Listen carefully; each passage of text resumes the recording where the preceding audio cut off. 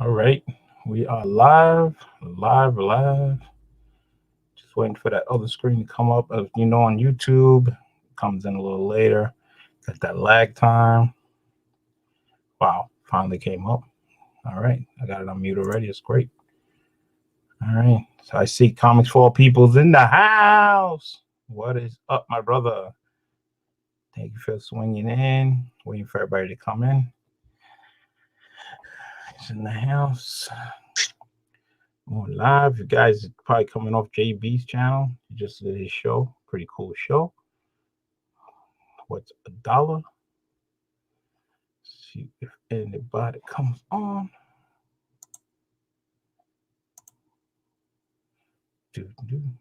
Says here nobody watching. What? Oh wow, went from 0 to 5 in an instant. That's mad fast. Nothing in the chats already. Waiting for that chat. Chat to come up. Says 5 people. Here they come. Scott Farr, man, what's going on? TMC Comics. Cat litter time. Yo, that is correct. It is a cat litter time. So once again, guys, for the 5 people who are watching, if you guys don't know, it's what I find outside the comics cat's litter box. So it's not just comics. It could be anything from action figures, pops, statues, canvas, cards. It could be almost anything. Eddie Comics and Game. What is up, my brother? Thank you for swinging by. I really appreciate it. I got 6 people watching now. Just why you're doing probably like just an hour video. If you guys don't know, Dylan Metaphorical's doing a show starting at 8 p.m. So I don't want to lap over on his time. So before I get started, I got to say thank you for everybody coming on my last auction, to the sellers and the people that were in the chat. Hope everybody got their stuff. Superheroes, Hero Review, what's going Superior? There he is, my man. Comics for All. Craig69, Bait the Snake. What's going on? Holla. And yeah, man, my second auction of the year. Another as Biggie says, a banger. That was a banger show. Broke a record with the likes. Really appreciate it. My subs up to 652. Oh, we got a visitor. Hold on a second. What's going on, everybody? Hey, man, what's going on, brother? It's been a minute. How's everything? I don't know. For some reason, like when you talk, the voice and the video is not matched up. You're doing like, you're doing like that Japanese thing, like, and the voice comes out later. That's not good, man. What's going on? Doing good, man. Can't complain. Here just living life pretty much. And just I see, waiting. Man. Waiting for this second baby to come in June. Nice. So I just gotta. Yeah, I gotta make that room, man. As much as it hurts me to let go of a lot of these books, I gotta make room for little mama. I was just telling to the people in the chat, man. I mean, this 2020 auction year, man, for both of us. Yeah, I'm giving shout outs to everybody, man. There's so much, the people are just coming in, man, having a great time. I got people emailing me back saying, they just got their books, they're happy with what they got. I mean, it's just incredible the feeling that I'm getting from the vibe that everybody's giving out, and everybody's having a good time, man. I'm watching your show, man. Your auction going off, banging head start. Roman's still falling asleep. I mean, it's just great. I just loving it, man. You cannot laugh and joke, man, because it's so much fun, man. Yeah, I would like to be, hey, it's adult oriented, but I tell people I would love to make it family oriented, but unfortunately, I can't control everybody. You never know. Somebody might have a slip of the mouth. I wish I had, the little beep to be able to hit somebody and just be like, beep, whenever they're cursing or something. But, unfortunately, we can't do that. And as far as the auctions, we can't make it happen without all the people, all the great collectors out there, because there's collectors that have been collected for years. You also got collectors that are just recently starting. And what better way than to do it and to just get it off another collector. It's one of those things that I even did when I first started. I tell everybody all the time. I started collecting toys I started watching everybody. You know, I started watching the Great Legend. I was watching the Warriors. I was watching so many people doing auctions back in the days, and I just kept pushing it from that point on, and just that was my way of buying. Now it's more like, you know, if there's something that I'm looking for my personal collection that I don't have, it's more like, you know, I go through the community. I'm starting to see a lot of these guys out there, you know, doing a lot of these mystery boxes and everything. You know, what Comic Head 84, man, you know, props to him. Shout out to him. Bake the Snake. I seen that brother doing his mystery box too. So shout out to him for that too. You know, Jabroni, Comic Jabroni. I'm trying to remember everybody, man. You know, I apologize to anybody that I might be forgetting of that is doing any mystery boxes or anything, man. Definitely go and show those guys some love, some support. You know, them dudes are trying to do their thing out there too. That's the reason too why I've been pulling, you know, I've been switching it up with the auctions a little bit, trying to make it. It's like me with Biggs, man, my fellow warrior, man. We were talking about it, and he said, yeah, you know, your auction has become more of a community-based auction, and I think it's a great thing. I think it's a dope thing to do, to be able to push it out to the rest of the community. The only thing is that I tell people is I try to get to know people. So when I do bring people on, you know, I don't want to have a bozo on the auction, and all of a sudden something happens, right? And people, you know, you have somebody selling stuff and they're just collecting the money. Next thing you know, they're not sending anything out. That's so right. It's kind of like literally how I'm like holding interviews with people, and I got, you know, I got a new special person joining us this Saturday. Nice. It's 7 p.m. Eastern, guys. If you don't know already, you know, don't be afraid. You know, I got that look that I tell a lot of people.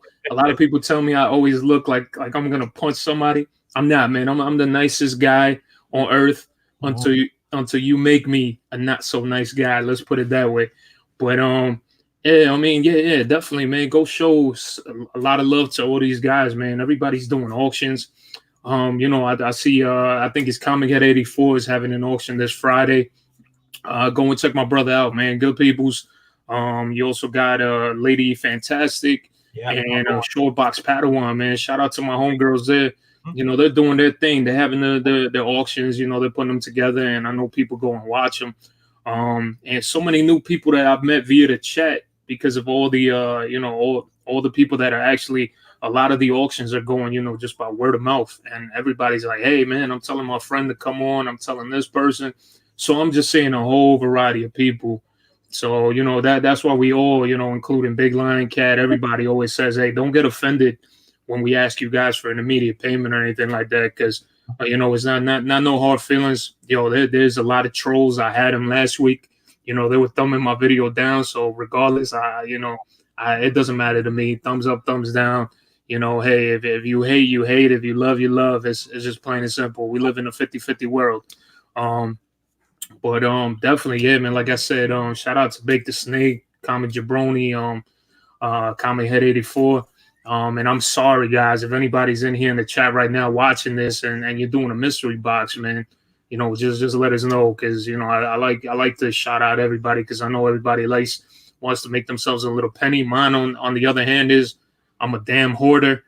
If I can show you guys and I would allow you into my home and people were living by me, I'd freaking let you walk in here and I'd just put up a register in my home and just freaking charge you for whatever the hell, and you could walk out with it.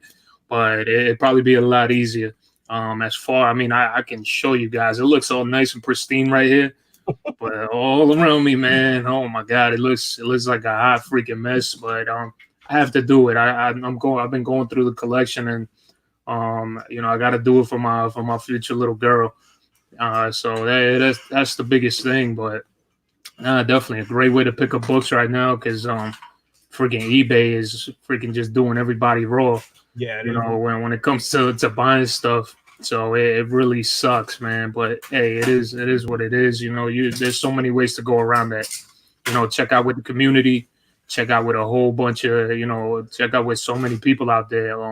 You know, Strictly Comics, he's right here in the house. He said, yeah, the trolls are really working Thorough's channel last week. That's right, man. They were all over the place.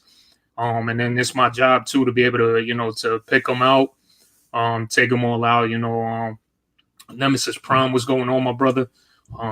You know, those guys too, man. 3 Men in the Basement, yo, shout out to them cats. You know, because their dudes, you know, they be doing their auction here every so often too. But so many people, man, so many fine people in the community. You know, and like I said, I got to spread the love. It's 2020, you know. Any grudges, anything that you hold against each other, anybody, man, let that shit go. Just, you know, keep it moving. See, oh boy from work, he's watching this channel. It's probably at work. So, like I said, I consider this. He calls you big boy at work.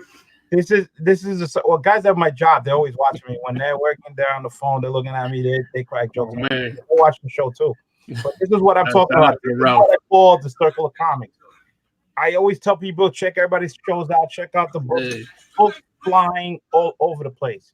You know, guys, I understand people doing their mystery boxes. They're doing their auction, but that's the whole point. Books are flying. You don't know what's going on. Check everybody's channel. You know, this is what I'm talking about. See, when you see them doing mystery boxes, you see auctions, that means they're selling those books. You're buying them, right? So they get more money. They buy books. They get the books they want. Then either they turn around or put in a PC, and then they sell some book, and it just a rotate. It just goes on and on. It's just a never-ending flow. That's why I always tell people, go check other people's auctions. I never say not just go to mine or just check this guy. No, check everybody. Everybody's got some great books. Since I've been on here, I've seen books I have never ever seen in my life, and they just blow me out of the water. I have seen books that are just awesome, and you cannot beat the condition because they know what they're talking about. You're talking about experts that know what they had because they probably had an PC for so long. They're gonna charge you a certain price. They pack it a whole bunch better than eBay. We don't put tax on it. I mean, getting it from here is one of the best things. And I bought tons. I have bought tons of books. eBay's been letting me down with the packaging, man. You know, I'm like in fear sometimes if I order something from eBay. It's it's coming in a damn cereal box. I mean, it's horrible. They just put it in a bubble envelope with nothing in it. I got a CGC, right? And I said, well, if I get another one, you put in the same box. So why are you charging me extra money? Why, if you put in the same box, it's still going to be mailed the same amount of money. But he still charged me like $2-3 more.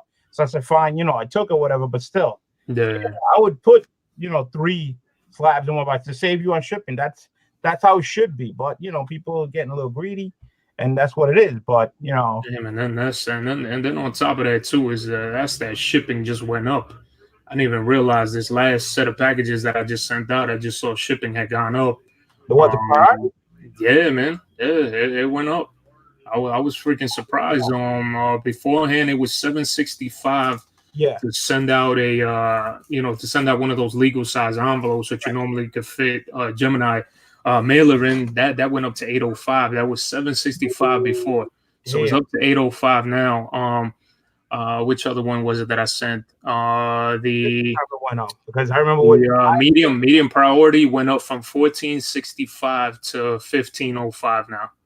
So it took a big freaking climb. I was just like, damn. I was like looking at the prices. I was like, that's freaking insane. Yeah, that's not about hands. We can't control that, but that's the best way to go because you get the tracking number. You get in a couple of days. I mean, priority, it's the best way. But again, I fit 3 slabs in one priority. You're still gonna save money. You get a Gemini, you're putting like at least 10 books in there. You're getting what you can out of it. That's out of our control.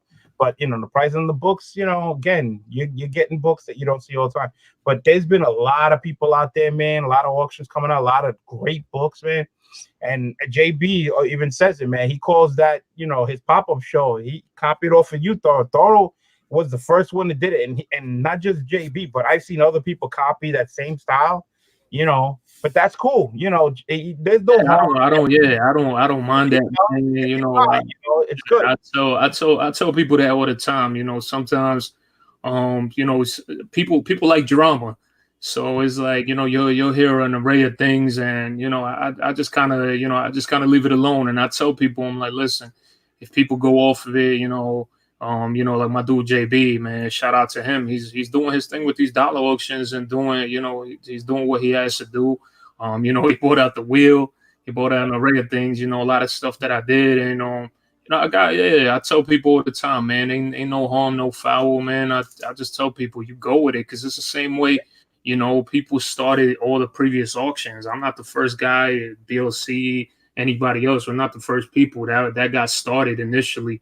Now it just went a little bit. It just went a little bit freaking higher with the amount of auctions that are out there. But as far as it comes down to it, I tell people, man, keep doing your thing. My dude Biggs is doing the dollar auctions, and I know he said that he was going to try to do them every Thursday.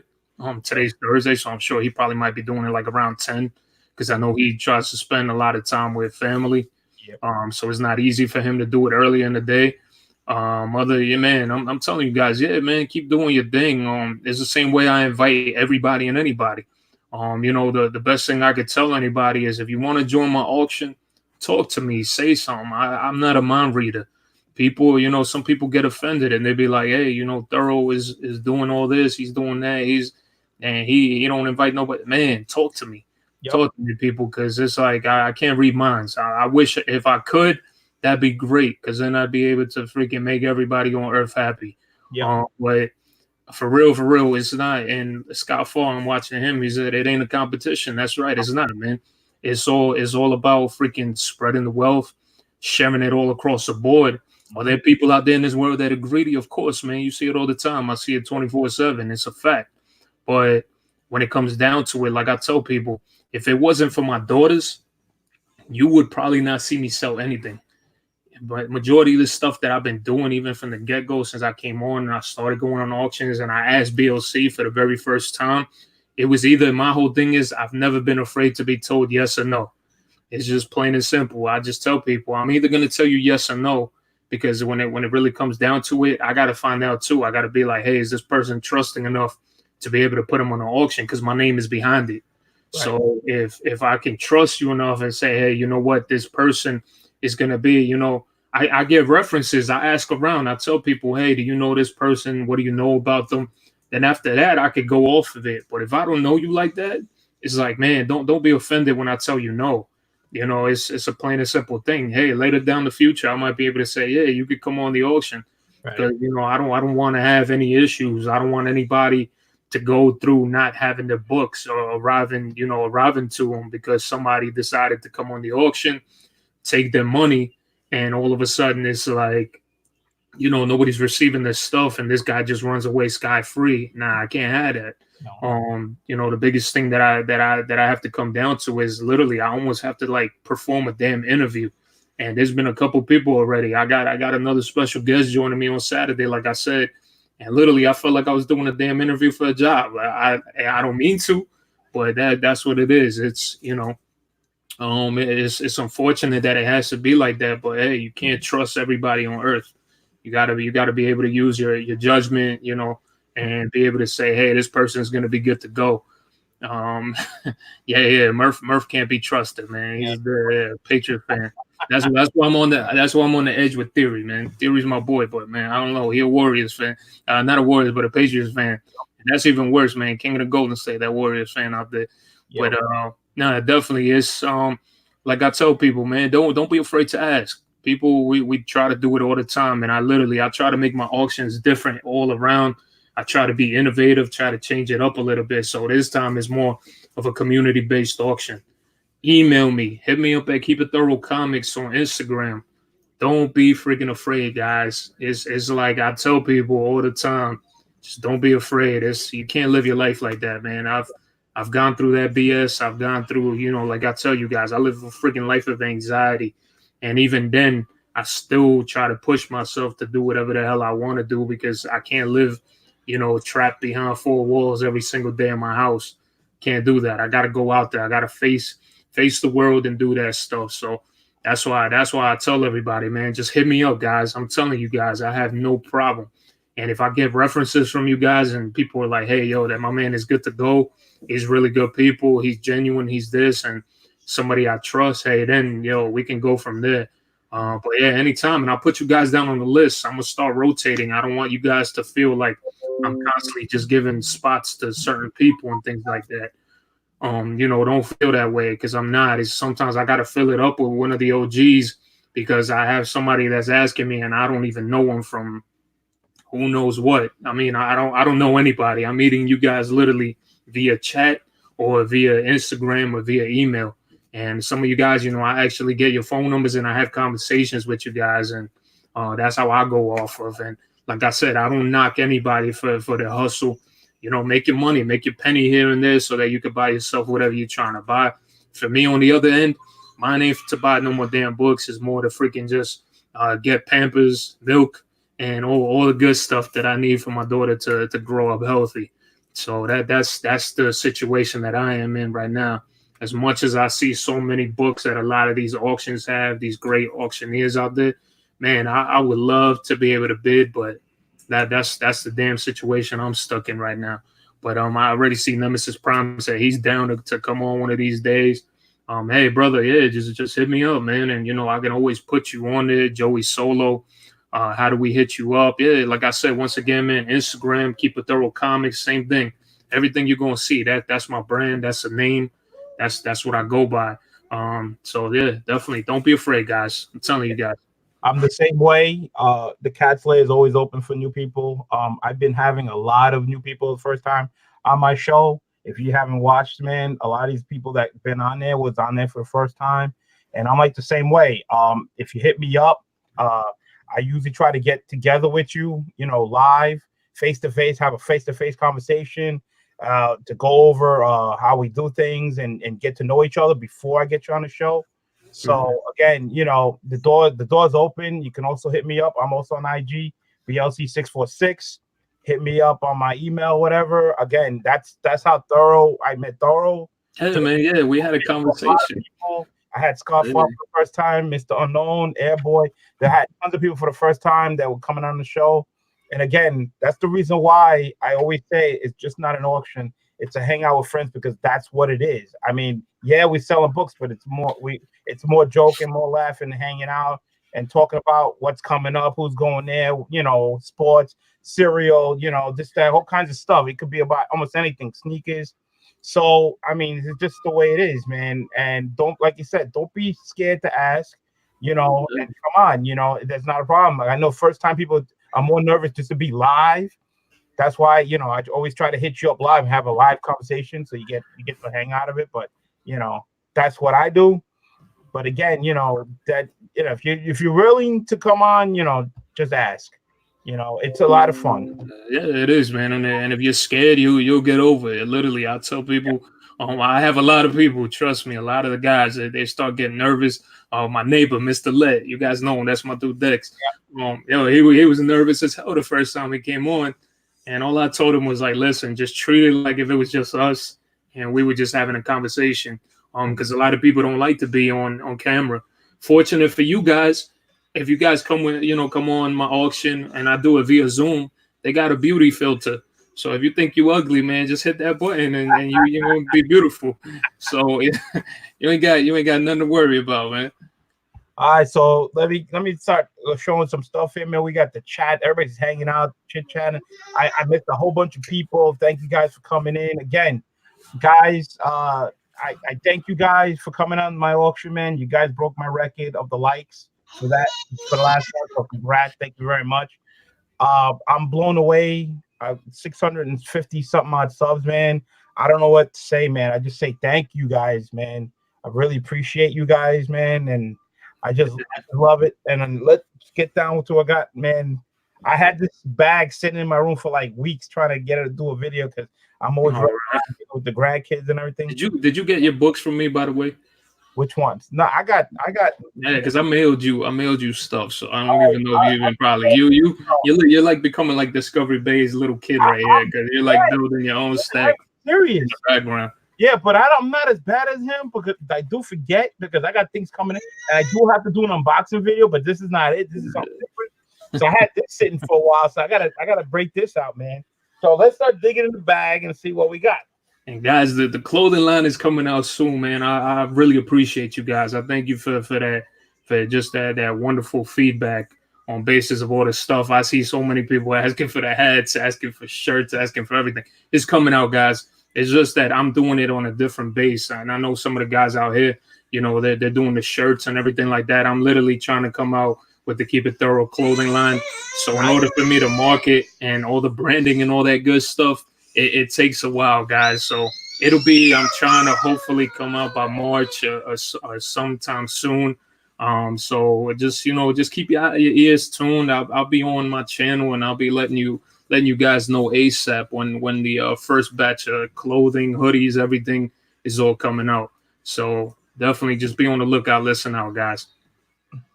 Alrighty. So if you guys haven't seen, you probably did see, but I picked this up. Let me blow myself up here. I think I could split this, right? Yeah, I could do that. There you go. Fantastic Four 557, Mr. Fantastic. All right, pick this up.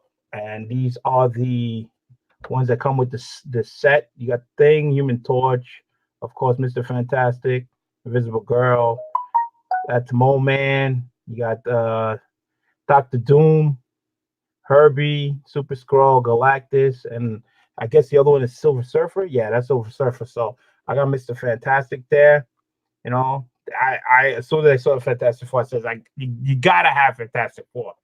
I mean, yeah, big time, man. That's dope. I've been seeing a lot of Funko Pops, and actually, the wifey found some Funko Pops that I ended up getting myself too, and I got for her. We were at Hot Topic.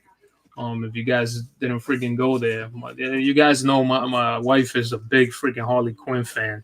So of course the Birds of Prey movie. Oh, look yeah, the Birds of Prey movie's coming out. Yeah, the Birds. Oh, a lot of people are actually like going crazy over it, and I spoke about it on my comic chop up. Shout out to Chad RCG. Shout out to Comically Flawed. Shout out to the Alchemist. Some guys joined me. We had some really good topics, guys. If you guys didn't get to watch it, you know, definitely go watch the rewind. But yeah, we were talking. I've been hearing the critics have been giving that damn movie some crazy reviews, man. They're saying that movie was phenomenal. So I'm waiting to see it. It's coming out next week on Friday. I'm waiting to see what's up. Yeah. And, yeah, but critics are freaking raving about it. They said that it was a great movie. You know, but you never know how critics, you know, one person might like it, another person might not. So we'll see how that goes. Wow. You know, with all these freaking Marvel and DC movies coming out, man, you can't go wrong, man. Yeah. All right. So what else I got? Of course, you know, let's go keep with the Fantastic Four, baby. So you know I had to pick up my Dr. Doom. But here you go. There you go, man. I had to pick up, you know, my Dr. Doom fiend, man. That's it. I found that at Hot Topic too. I had to scoop it up, brother. You already know, man. Dr. Doom. I had to do it. Let's see if you got the third pop I got. I want to see this. I want to see that, man. All right, is it a hero or a villain? It's a villain. Nah, yeah, let's see. Nah, you didn't get it? Yo, this was the only one I found. I probably did.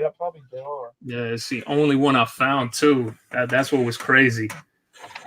Well, yeah, Doom is one of my favorite freaking characters from Marvel. I've always I don't know. I've always had a big thing for a lot of the evil doers, a lot of the bad guys, whatever you want to call them. I'm ready. All right, ready?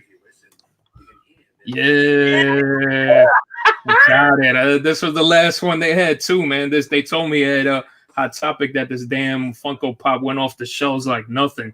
But I was happy as hell because Galactus is another one of my favorites. So I had to have that, man. That was dope. So that's freaking funny as hell. Oh, what else? Any more Fantastic Four? No, that's it. That's all I was able to find. Those were the ones I really wanted. I did see an Invisible Girl. I saw that one. They also had an exclusive there, Hot Topic of it. I just didn't pick it up. So I got that one. So I got the Galactus. I got that one. Yeah, and shout out to everybody in here, man. Hawaiian Punch, Long Box Diving, Sinsaro, Metaphorical, man. So many people on here.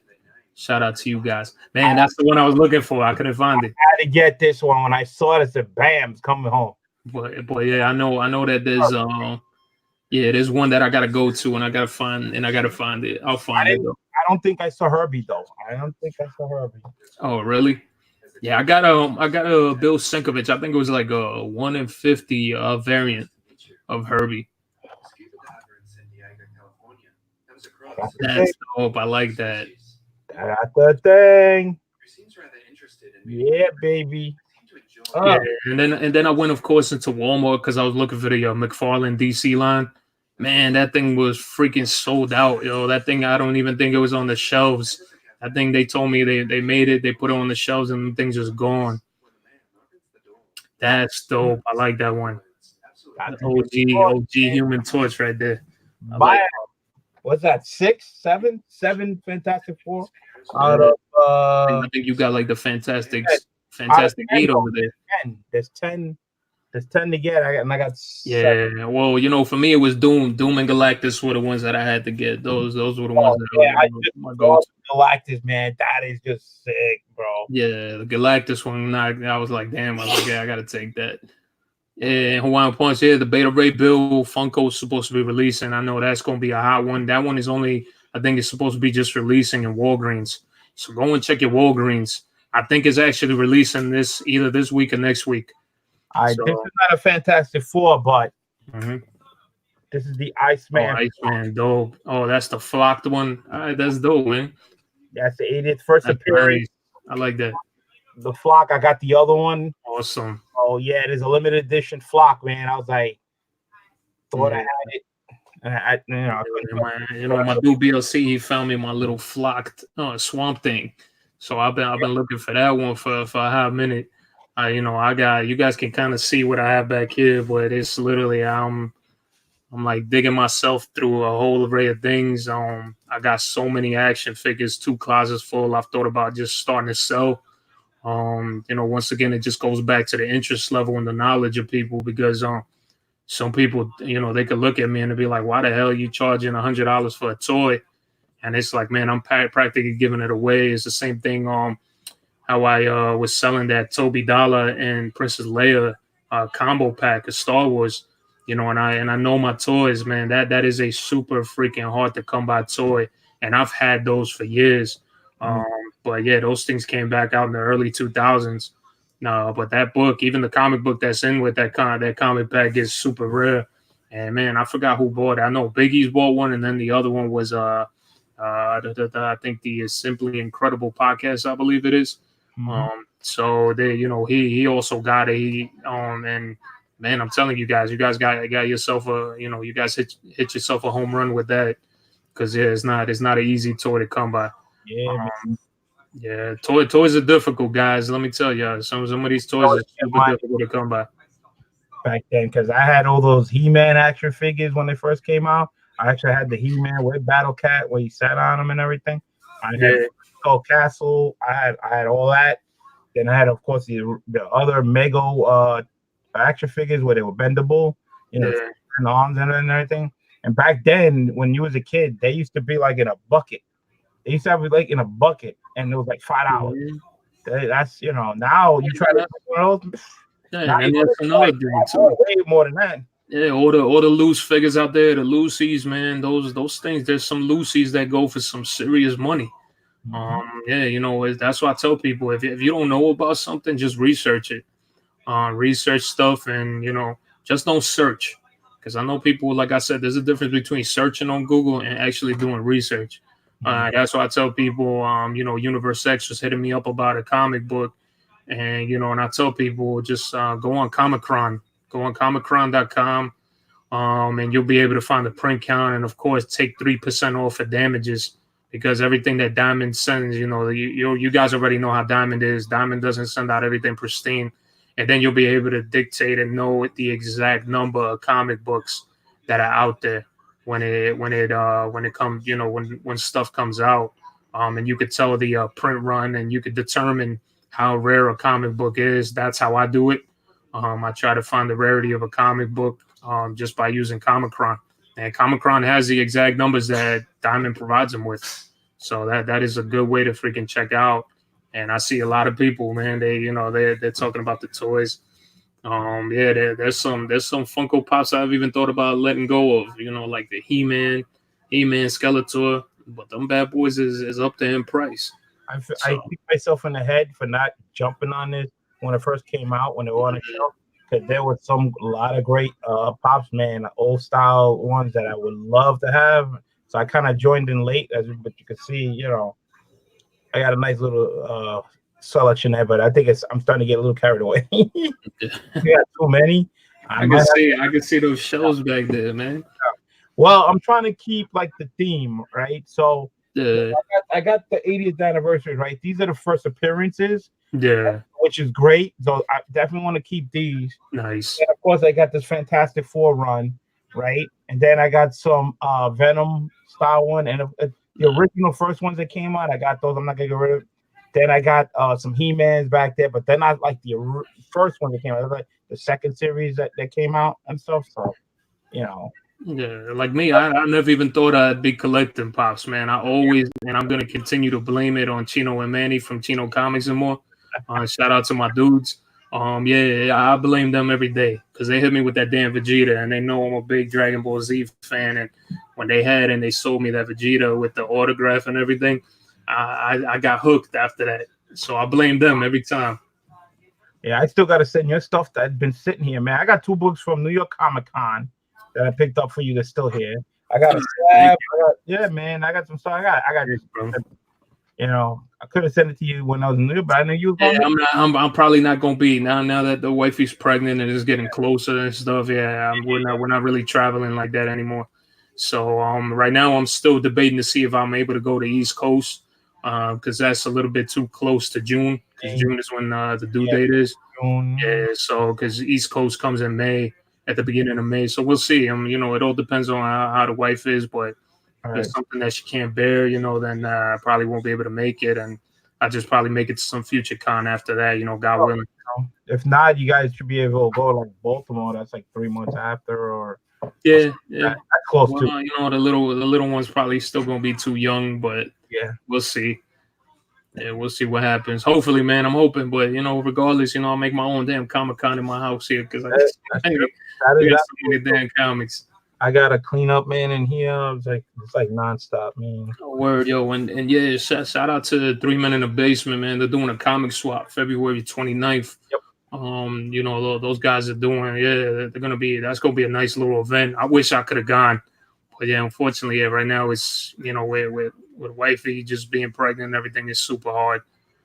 Well, I got good news though. At my job, I was on the verge of not staying on my shift. Yeah, I work at night shift, but they changed it back, so I make the cut to stay back where I'm at. So I will be back on days, which is great for me. Nice. So I can, be off those my days and keep doing what I'm doing, so it doesn't interfere where I could be home and everything. So that's great news for me. Shout out to Bert family. He finally hit 600 subs today, so congrats on him. Yeah, congrats, Bert. Yeah, and Superior Heroes Review, they hit 100 subs. They're doing a contest, so shout out to them, man. This is what I'm talking about. People subbing each other up, man. They're getting up there. They're moving up there. It's great how we all support each other. If you guys haven't checked, go sub them up, man. Sub everybody up, man. It's a great community to be gone, man. It's just awesome, man. The positivity just does not stop here. It does not stop. And I believe another person that was doing mystery box was Matt, the boy with 7. He did one.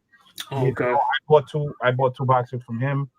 And I'm not really into mystery boxes too much. I really But the only reason why I do the Spider-Man booth is when they do you have a chance to get grand prize, yeah. And I go for it. Hey, it's a shot in the dark. It's like a lottery. You buy a lotto ticket. Whatever. Shout out to Cute Kittens HD. They're out in Morocco right now, 1:43 in the morning in Morocco. Woo! Thank you for watching. Oh man, Morocco 1:43 in the morning, man. So you never know who's on there, man. You get people from all over. Definitely, man. You got some great people all over the world.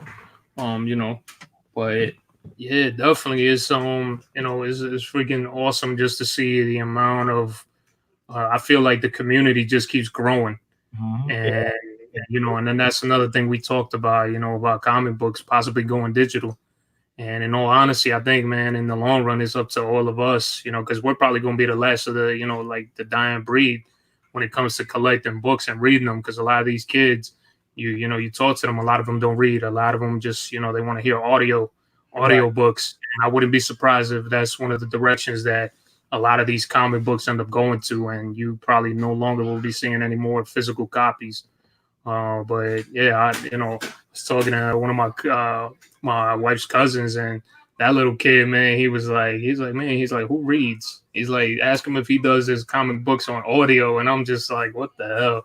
I was like, yeah, I laughed, but at the same time, it's kind of like, it's kind of a letdown to see that kids are not reading, because I want to definitely, make my daughters read and let them know, because you gain, a greater vocabulary, a greater sense of speaking. You gain a lot of things from reading. It's not even funny, but yeah, I hope the guy reading doesn't ever die. No. Because that'll be a damn shame,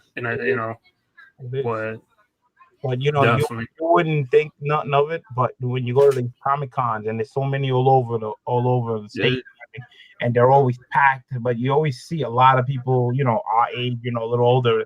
But when you see them bring their kids with them, that's an awesome feeling.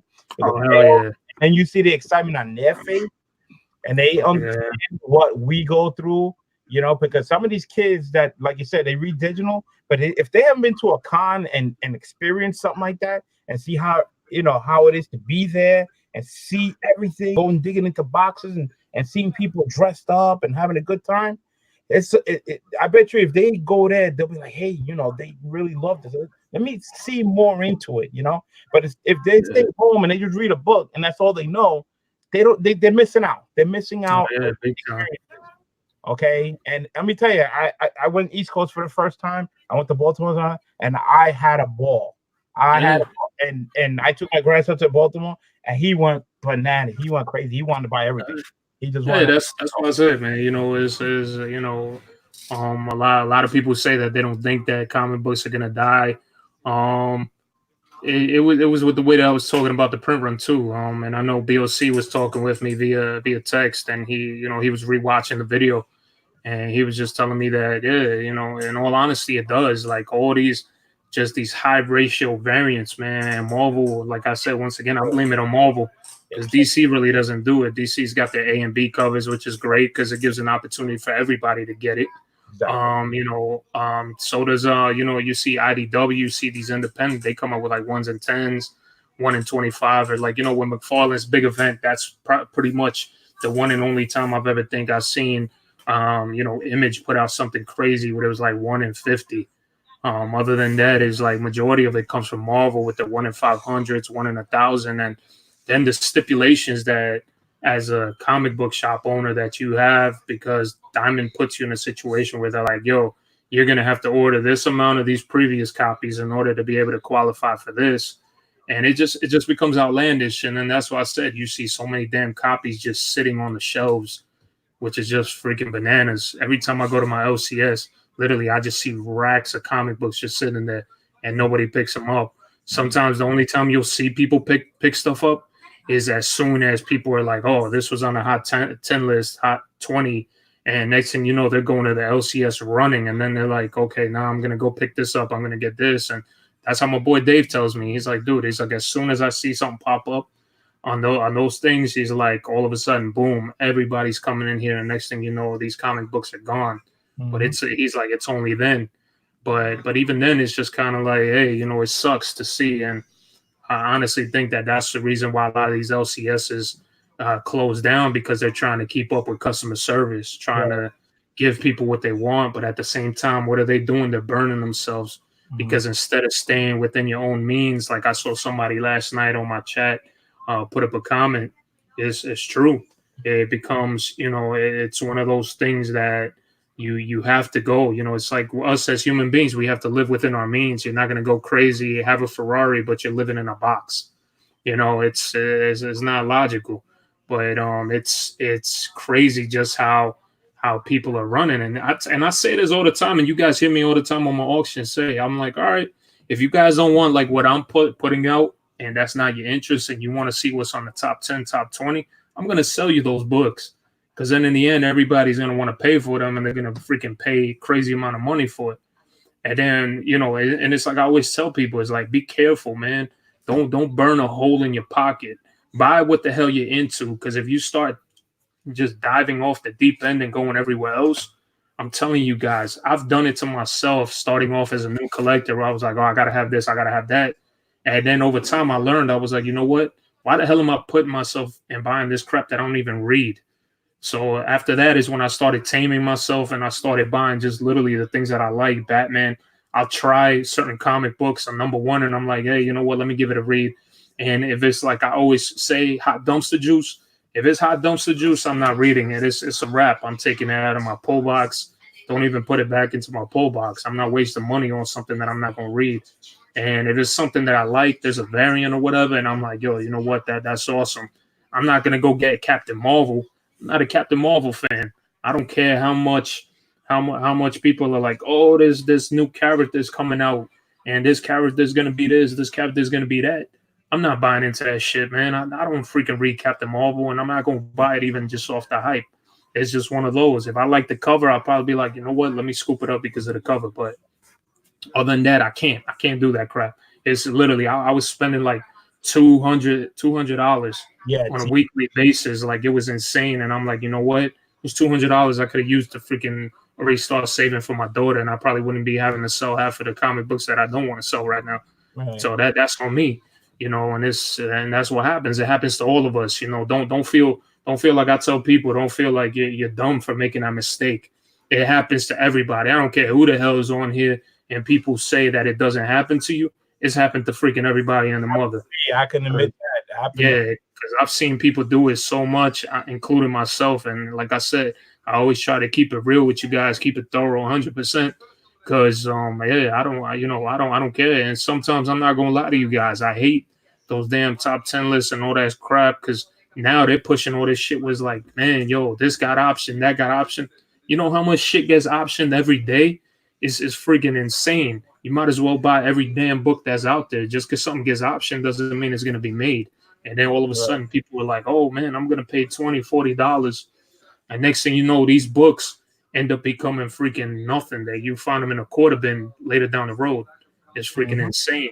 So, you know, you just have to do it, man. It's literally, that's how you got to do. Collect what the hell you want. Don't let people influence you into doing it. It's the same way I do my speculation. And I tell people, hey, if this is something you like and you're interested in it, hey, if I was you, I'd go pick it up now while you could get it for $1, $5. If it's later down the road, I'm telling you guys, I wouldn't tell you these things. If it's something that you don't like and I'm showing you a Marvel book and you're a DC fan, why the hell are you gonna go buy a Marvel book? You know, don't let nobody influence you what the hell you do. I don't try to go and influence people. My biggest thing is just telling you guys and giving you a heads up. That way, if you do, and if it's something you like, that way you're not spending freaking $100 plus on a book that you know you could have had for $5 before this whole damn thing starts drying out, because that's usually what happens. It's literally the drying out game. Something dries out, and then all of a sudden, everybody, because of FOMO, like everybody likes to say, feel missing out. Then all of a sudden, it's boom. Now everybody fucking wants that one comic book. So that's the thing. That's what everybody feels. I used to feel it with sneakers. I used to drop so much money on sneakers. It's not even funny. And then, you know, I got into the game of flipping sneakers, doing all that stuff, and I got out of it. It was just too hectic. It was crazy just how much freaking, you know, sneakers I was going through, and I wasn't even wearing them damn things. Yeah. So it's crazy. But yeah, definitely watch yourselves, guys. Keep yourself on a budget. Do like I said, get what you like. Right now, I'm down. I cut my damn pull box literally just to Batman. I've been hating a lot of Marvel's. Yeah, I've been hating a lot of Marvel stuff right now. The only thing that I was reading, I almost let go of Immortal Hulk because Immortal Hulk just took like a 360, and I was actually starting to dislike it. But now it started to get good again. So it's literally all I have is Daredevil, Immortal Hulk. I even stopped getting Venom. Venom is so oversaturated now that it made me hate Venom. And I'm not even lying to you guys. I love Venom, one of my favorite characters. I just started hating Venom now. It just became way too freaking crazy with that crap. And Carnage, I don't even want to read any of that stuff anymore. It just became just stupid. And now it's just my Batman Beyond, and that's it. And those literally like 4 titles that I have, and that's why I don't even think I'm gonna be doing like a new comic book day. Of worst case scenario, I'm gonna just keep doing my chop ups on Wednesdays, and that's about it. But literally, I cut down big time because that crap was getting out of hand with like. And on top of that, I was reading everything. I would read it. I'd sit and, you know, when my baby go to sleep, I'd sit there and read everything. And the next thing you know is like, I don't want to do reviews for people. That's not my thing, because I don't want to be reviewing comic books, because, you know, everybody's going to form their own opinion when it comes down to reading a book. I stay away from it. It's not really my thing for me. You know, shout out to all the guys out there that do comic book reviews, because it does help out people to be like, you know what, I'm not going to get it. Sounds like trash. So, but for me, it's like, I'm not really, it's more like I read it, boom. If I like it, I like it. If not, boom, you know. I wasn't too big into House of X, Powers of X. You know, a lot of people were like, damn, you're crazy. It wasn't my thing. I jumped on that a little later, but I consider myself an old school collector. So because you know, because of my age and everything, and how comic books were back then was totally different what they are now. Back then, when you went out looking for comic books, they were all over the place. You can get them at train stations, convenience stores. They were like massive all over the place. You know, they had a couple of books here and there, right? And the titles. Then if anything, they really didn't have like a variant or whatever. It was maybe a price change, like maybe from a 35-cent type cover and everything. And of course, then you had your annual books that came out, but that's like what, once a month or once a year or something like that. So back then, if you was a collector and you was into comic books and you was trying to get, you know, the storyline, the next issue, and I think they used to come out like every month. I think it was once a month the book came out, and the storyline continued on. You know, those back in the days, you know, the numbers were up to like number 400, 500, you know, issue. Now these days, you don't see them going that long. A lot of times they're either 26, you know, short. And then, but meanwhile, like right now, for a perfect example, I'm collecting the Deceased Run. The Deceased Run is a 6-issue lot, 6 issues, and there's over 127 books. But the crazy part too is, and I know we've talked about it before too, was you see how freaking like Marvel, and this is why I say Marvel is a big is like literally the culpable party out of this whole situation.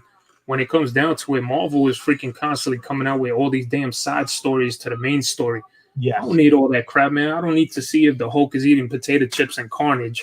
You know, and I don't need all that. You're not doing anything with that. Just stick to the main story. They used to have back in the days where we were all happy with they came out with a 10-issue series, or they did things like that, and boom, you were done with a story, move on to the next. You know, it just got out of hand now, where it's just like you're just seeing story after story being connected to everything.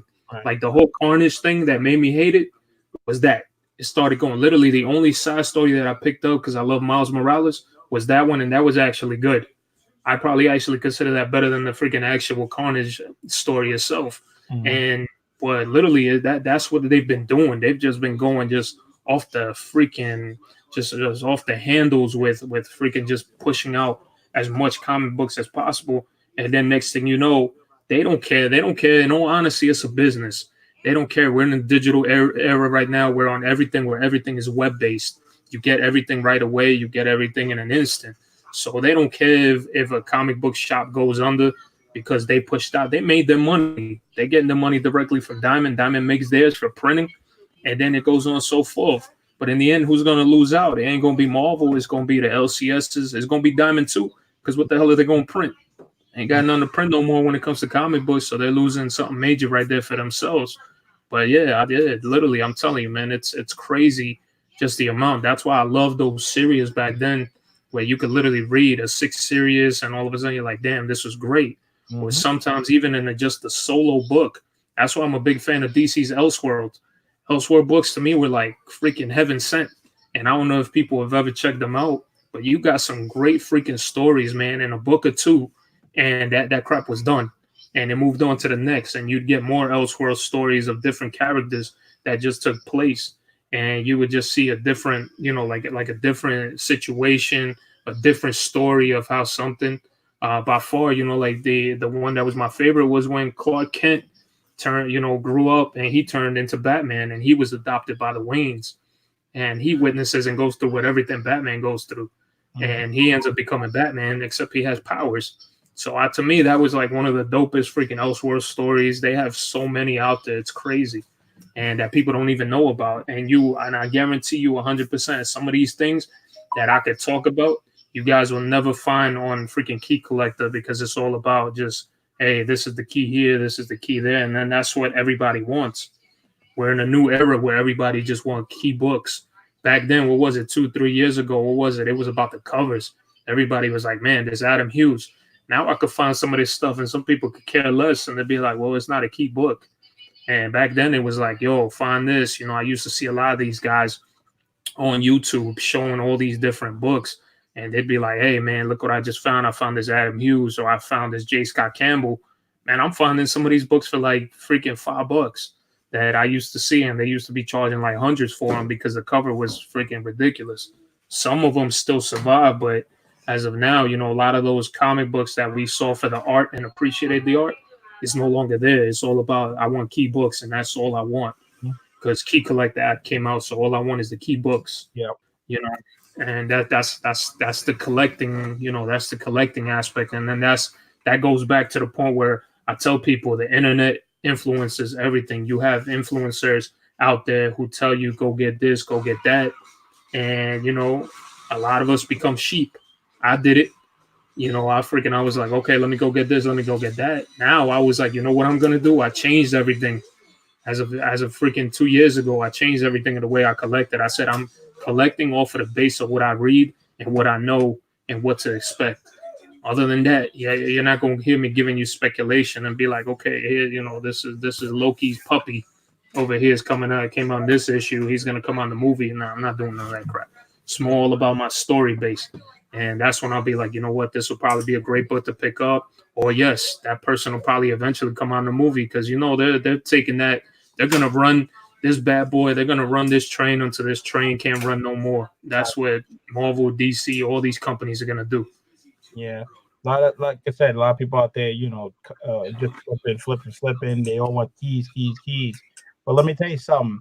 It ain't all about the keys when it comes to comic books. I can go back into time and get, you know, really decent books, not key books, but decent books, and people will buy them and enjoy them. Like, you know, those series that you had, like Nova. Nova was what, like a 35 book run.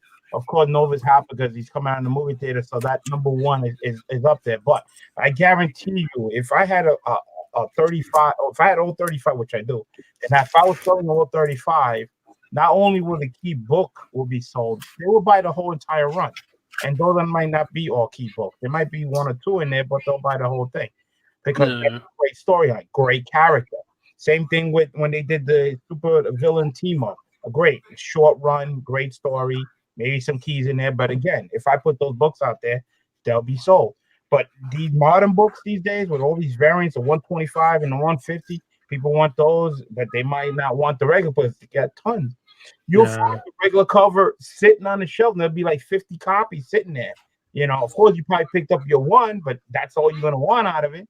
But they got 50 copies. Why? Because they have to buy so much, spend more money to get those stupid variants, which is ridiculous. And you're paying more money for that book, which makes no sense. It's nuts. And I tell people, I find a lot of these books that I remember seeing on CBSI. And like I say, I don't hate those guys. I don't hate Comic Time. I don't hate any of them.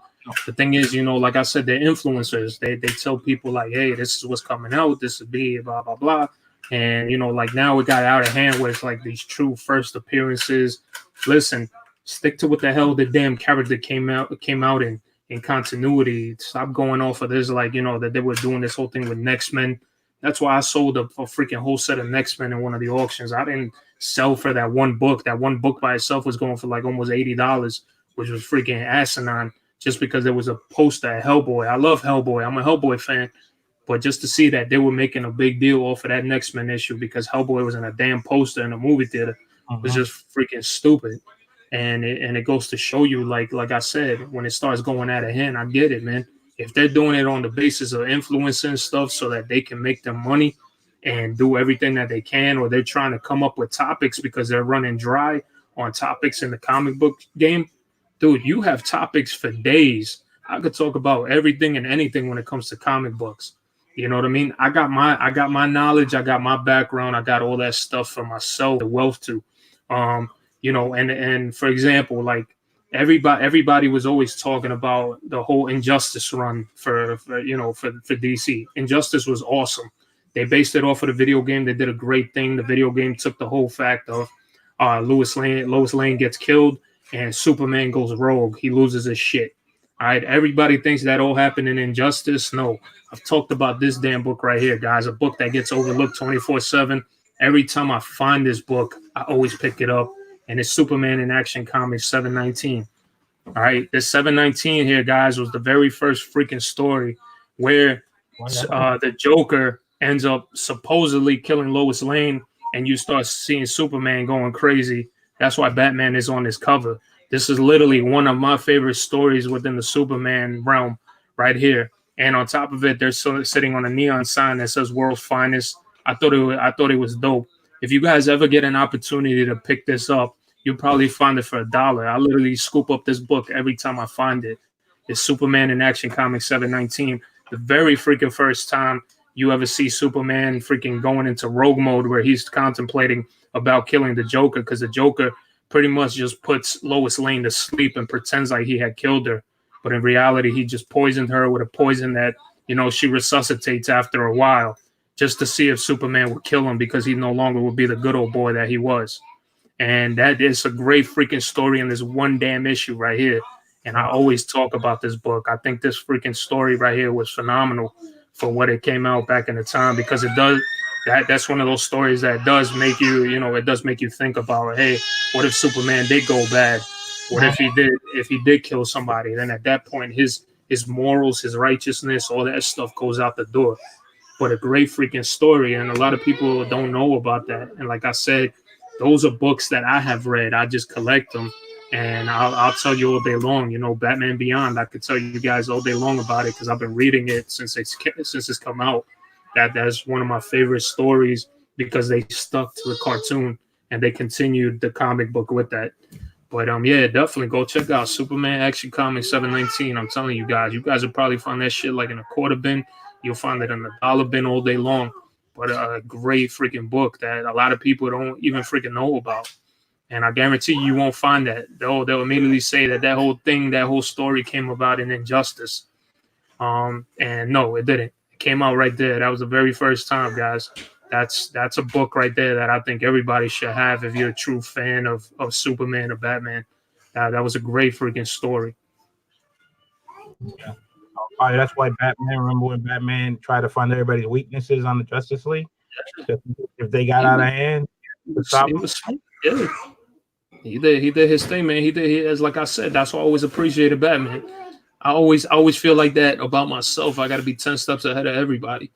And that's how Batman was. You got to be 10 steps ahead of everybody. You just have to be innovative with the stuff that you come up with. You got to be innovative with a lot of different things. You know, majority of the thing that takes, that holds me back is pretty much, right now with the baby and stuff like that. And I'm sure you guys hear her crying. But that's what I'm saying. It's not easy. For me, it's family first right now. And comic books are always going to be here. I could jump on YouTube anytime. Now I'm trying to come back, be on the grind. Once my next baby comes up, in June, then probably you might see me a little bit more limited, but I'm still going to be out there. I'm still going to be out here because I love to talk about this. I love to get away, from all the crying sometimes, because the crying, everybody as a parent knows, man, that drives you insane after a while. Oh yeah. But this is my way of just getting away sometimes and being in my own little paradise, like I always like to say. You got a question? What is that? Okay, Thorough, what is it that drives Batman 251's value? Is it Neil Adams cover, first modern Joker appearance, or that Joker kills everybody and is true Joker brutal? It's all of it, man. That 251 is literally everything that you just mentioned. That's what drives up the price on that book. And Neil Adams classics, man. Everybody's always after Neil Adams classic cover. That's just nonetheless. I mean, if you look the art and you appreciate it, you'll know what I'm talking about. Literally, whenever I grab a comic book, personally, this is me. I'll look at the art and I'll try to decipher, because sometimes people forget to even look at the art and they'll be like, "Oh man, this is hot." But if you actually look at some of this art, the art in itself tells you the story prior to you even getting into the book. And that's how I do it. That's my personal thing. I'm OCD when it comes to these things. I'll look at a book and I'll try to break down every little freaking aspect of it just by looking at the art.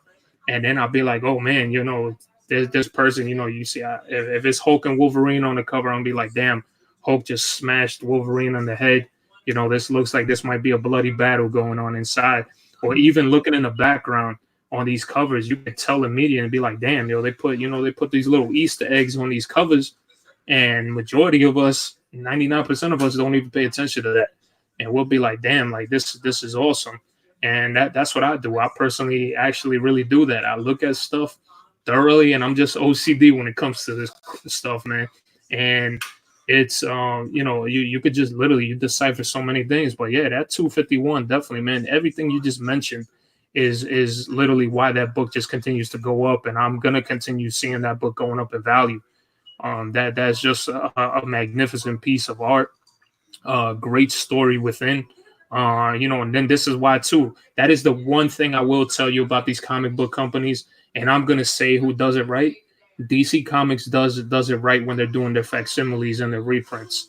Marvel does it, but Marvel does it more on the basis of like, okay, a movie is going to be based on this character. So watch the trends, watch how they do it. If you guys pay true attention to all that stuff, you're going to see how the trends work. You're going to start seeing it's the same thing with ASM 101. Why did that come out? Because the Morbius trailer came out. Mm-hmm. So you look at the trends that Marvel does, and they go off of it. Now go to DC. DC, they did a great thing. They put DC to stand as Dollar Comics. On top of that, not only are they giving you guys Dollar Comics, but they're giving you one of the greatest stories that DC managed to ever put out there. That's what they're giving you. So I gotta always give credit to DC for what they're doing with their Dollar Comics series right now, because they put out Hush, they put out the first appearance of Ra's al Ghul, they put out the first Ivy, they put out so many stories that a lot of us. Because, yes, a lot of us are encasing our books and we don't dare open them up because we don't want to ruin them. What better way than to go that way? But literally, just watch it. Watch how Marvel does their thing. They wait. This is how I tell people. If you really want to speculate, go into one of the previews magazine. Look at every freaking facsimile that's about to come out. And literally, those are the books that you start seeing driving up in price. I'm literally, I'll tell you, I become freaking detective all the way through when it comes to all this crap. Literally, I 100% could tell you guys that that is my go-to. If I want to speculate and I want to say, hey, I know this is going to be a hot book, I want to pick it up before it becomes $100, $200 book, boom, go in there, and then that's how you do it. But literally, just follow the trends. If you guys know, you'll see everything, how it all happens. It all happens in sequence for Marvel. Everything, whatever movie comes out or anything special comes out, you'll see immediately they'll be posting this facsimiles coming out. And next thing you know, that same damn book just goes up in price like through the roof. DC, on the other hand, is all just story based, and that's what I love about it. So we'll see. Like I said, pay attention, guys. Open up your eyes, open up your ears, or do all that, and you guys will see what the hell I'm talking about. But Josh Grav, he put a question. And he says, thorough, I can't seem to get a straight answer. Does CGC take off points for a vertical spine line that runs the whole book? I'm not talking stress lines. I'm talking the line from opening and closing. Thank you. Dude, they will ding you for an array of things. The thing that CGC does is, like, they'll allow one flaw in the comic book and still give you a 9.8 if you have a pristine copy or something. So you'll still be able to get a 9.8 on a book. But there's books that I have sent out and I've had one little ding or whatever on the book, and I end up in a 9.6 or 9.4, which to me boggles my mind, because these are books that I could be like, hey, this was a freaking 9.8. What the hell? Like, why are they giving me this grade? It's all based. I mean, it's all based. They do take off points for stuff like that. It's just, how can I see it? There's people that have called out CGC on the basis of, like, listen, if you're gonna do your job the same all across the board. Don't try to treat, like, now it's literally more of the, are you lucky enough to get that grader who's nice at it, where it's like, okay, I'm gonna give them a good grade, versus the grader that's going to freaking critique the living life out of that book completely 100% and be like, you know what, this ain't no damn 9.8. I'm giving this a 9.4, 9.2. You know, so it's just like, it just literally, and all honesty, I believe it comes down to the grader, and I don't think every grader is equal. I will tell you that right now. Everybody can attest to that, because I've seen books that I was like, what the hell? Like, what is wrong with this book? I open them, because a lot of people forget that too. Open the damn books up, look in the pages, make sure nothing is torn inside, nothing is missing, no freaking coupons, no digital codes, especially for newer books, because a lot of people do that. Make sure all that stuff is intact, and then you'll see, because there's a lot of array of things that can go wrong with a comic book as to why you're not getting that 9.8, or you're not getting a 9 and above, or why you ended up getting an 8 or a 7 or whatever the hell the case is. But it's literally that's what I'm telling you guys. That's what you have to do. You have to be able to make sure you look through your books, look at the color of the pages, look at everything. But yeah, like they take off freaking points for an array of things, man. That vertical spine line, I know what you're talking about now. Yeah, they'll take points out of it, as long as because I've even seen stuff that I have sent out that has had manufacturing errors, and you have to prove it to them that it is a manufacturing error in order to get it fixed, because that is the only way your grade will get fixed via freaking CGC. They do an array of things, man. That's why I said it drives me nuts. So for me right now, I love getting slabs and all that stuff, but at the same time, BLC right here, he could tell you too. BLC will tell you right away how many times have you been freaking, like given the go around on your grades, and that you thought you were like, damn, like what the hell? Tons, man. I thought when I send, let me tell you right off the bat, I got over 500 CGC books here. 95% of them was books that I send in personally. And I hardly ever got a 9.8. I got tons of 9.6s and 9.4s when they came back. And most of them all said about the same thing, about a stress. And I'm like, what the hell are they talking about? I mean, don't get me wrong. I mean, if it's a bad something, so that's one thing. But they're telling me something, and I'm looking at the book myself, and I'm like, hell no. It's impossible. There's no way. I mean, I don't understand how I just kept getting 9.6, 9.6, 9.6, or 9.4. I'm like, it's incredible. I could have bought a book, brand spanking new, it's mint as it can be, send it in, it came back a 9.4. I'm like, what the hell? Then I send some books in, and next you know, I'm getting a 9.8, 9.8, 9.8, 9.8. I'm like, but what's the difference between this book and that book? How come I got 9.8? But like, I agree with Thoro. I think it's on the grader. You get certain grades on certain people, and some of them are more strict, or maybe they're having a bad day, or maybe they're not really looking at it, and it's just the way it is. But and another thing I've noticed too, man, guys, don't ever send your books when a book gets super hyped up. That is literally like the wrong time to ever send your books out. And I'm gonna tell you guys why. Because if a movie announcement gets made or anything gets done, I'm telling you guys, they nitpick the life out of your book. They will freaking destroy you on your grades on something that you could have they will find every little flaw, and they will take the damn time, because they know that this book is so valuable now because a movie's coming out or whatever the reason, that they will nitpick the life out of a book. I've seen it happen to myself on countless occasions. I've sent stuff to Erod. Erod has pressed the living life out of books for me that I thought I was probably going to get maybe a 9.2 or a 9.4, and my man turns it into 9.8 glory. All right. It's been on so many occasions that there has been just literally so many times where I've sent a great book out, and they've nitpicked the living life out of it just because of a movie. It's happened plenty of times. So guys, pick and choose when you're going to send out your books. Before something even becomes super hot and you want to send it out to go get graded, do it. I'm telling you guys, do it ASAP. Don't wait till like a damn movie announcement or anything like that, because they slaughter your books. They do all kind of array of things at that point. They grade the living life out of your book at you know. So don't wait for that point. Try to do it beforehand, and you know, and I promise you, you will see a difference. And I've tested it out, and I've seen what happens. I have proof because I've sold some of these books. All right, and some of these books are in freaking good hands, good homes. But and Patrick Wall, I see he said if I could send him a Batman Beyond 19.8 and he won't sell any bootleg, man, I'm gonna send the feds to your house. So it's gonna happen, Patrick Wall. Nah, I'm kidding, bro. Nah, but that's funny. And Comics for people said, "Am I taking down the wall?" Yeah, I am. I'm taking down the wall behind me because I'm gonna make a little bit of a change.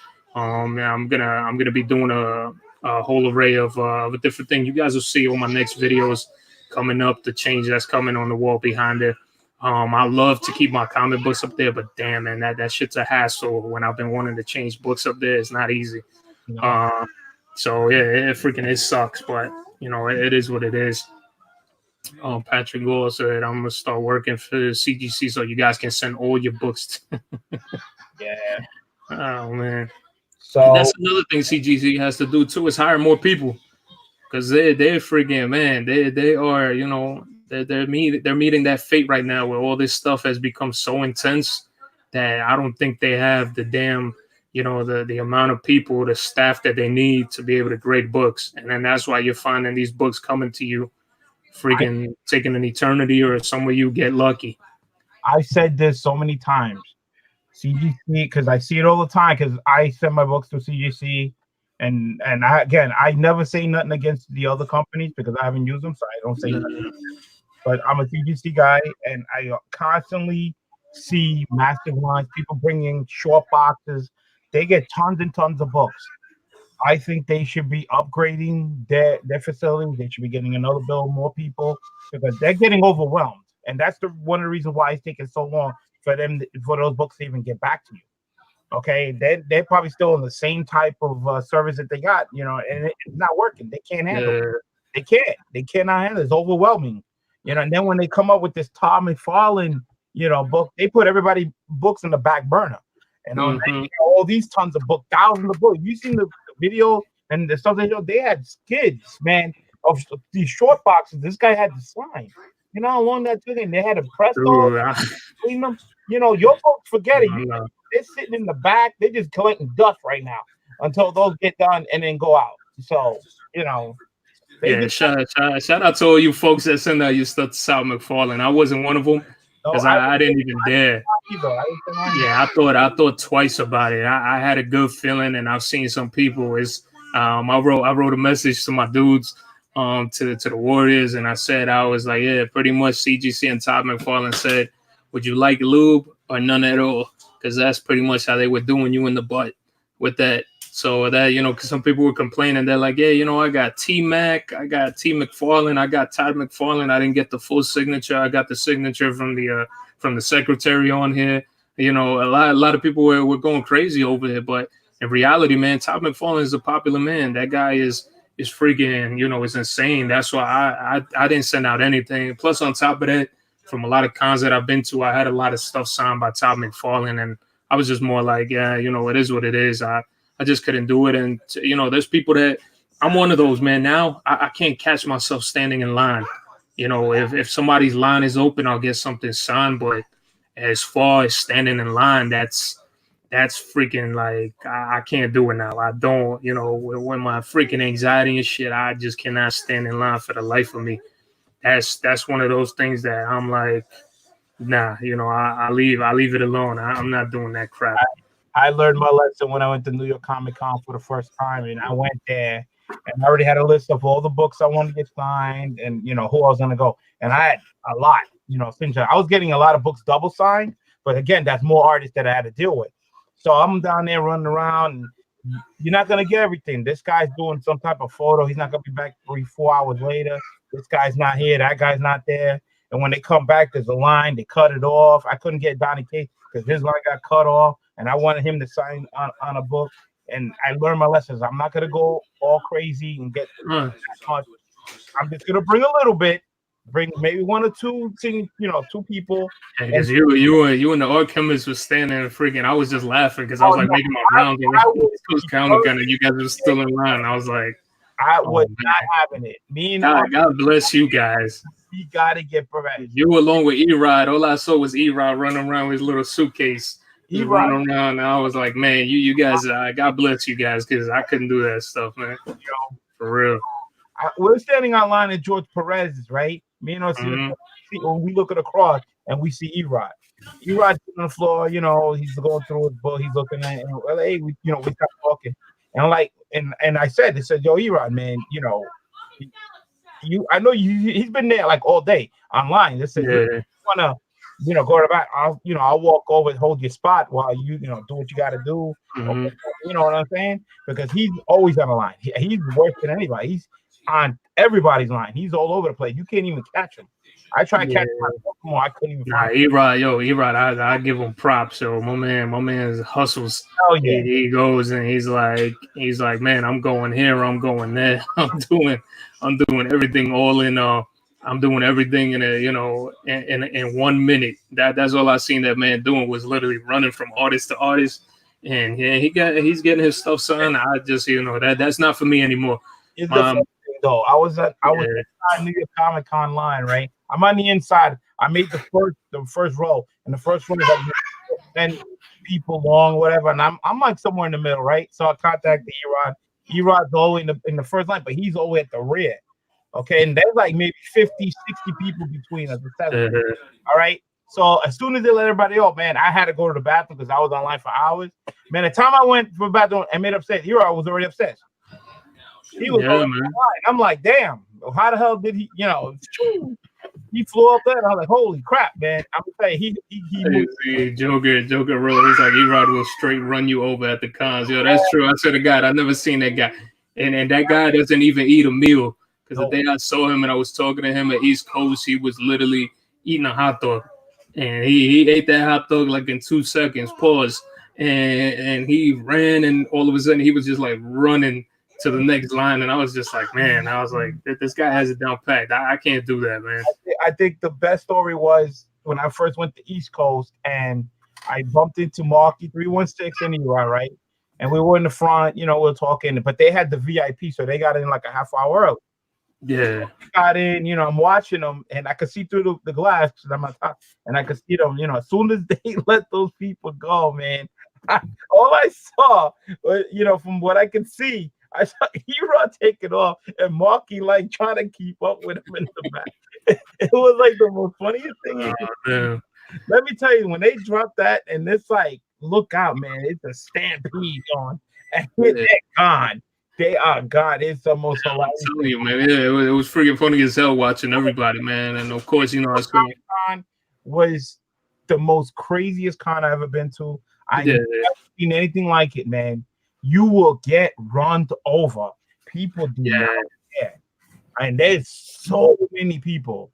That's just, oh my God. Yeah, well, yeah, literally that's all I saw was this little man just running around the con, just jumping from one line to the other. And I was just like, damn. But now shout out to E-Rod, because he even asked me, he was like, yo, bro, you want something to get signed? And I was like, nah. I was like, I'm good, dude. I was like, I ain't even bring nothing, because I did all my signing stuff in the past, and now it's more anytime I go into a con, I like to be the first person in there because I get to go to the vendors right away and start looking through their freaking through all their loan boxes and everything like that, just so I could be able to get whatever it is I'm looking for and be able to get a deal on it. Like that day, I literally went in there and what the hell books was I freaking picking up? I can't even freaking remember. But because this was already back from freaking May, May of last year. But yeah, man, I saw my man just running around, but he's he was going crazy. But it's freaking. I mean, it's an experience. If you've never experienced it before and you want to get to meet these artists, do your thing, because there's a first time for everything. On top of that too, the one thing I do hate, man, and I've been noticing, is these artists. You guys are liars, yo. You guys are liars. You want to know why? Because George Perez was like, yeah, this is my last signing. I'm not doing nothing, and I'm not doing this. And now all of a sudden, you're going to be at WonderCon. Yeah. What the, WTF? Terrific Con was supposed to be his last con, right? Yes. He canceled that one. So then the East Coast became the last con. Yep. Okay. So they got a guy messenger. And again, he was only signing 5 items, only had 4. if any of my friends who's out there, if they had a book on to sign, I'll take it with me. So I marked the book, I grabbed it, so I got him a signature while I was online. And it was really, really hard to get your friend. It was the last one. So again, that's why this community always helping everybody out, and that's what this is all about, man. It's just greatness and everybody helping each other out. But now you're hearing, like you said, George Perez is going to WonderCon. Yeah, MegaCon. My apologies. Thank you, DLE Comics. Yeah, MegaCon. I'm over here thinking WonderCon. Yeah, MegaCon. Where's MegaCon? It's Orlando, right? It's in Florida. Yeah, Orlando. Damn. And I got some books I need George Perez to sign, man. Because I just got them. I didn't have books before. Wow, you think it'll go on BOC? I don't think I'm going. I wanted to. A lot of the guys down there were talking about going, and I know Arsenio, the art chemist, he invited me, but yeah, wifey can't travel, man, and I am not taking that drive.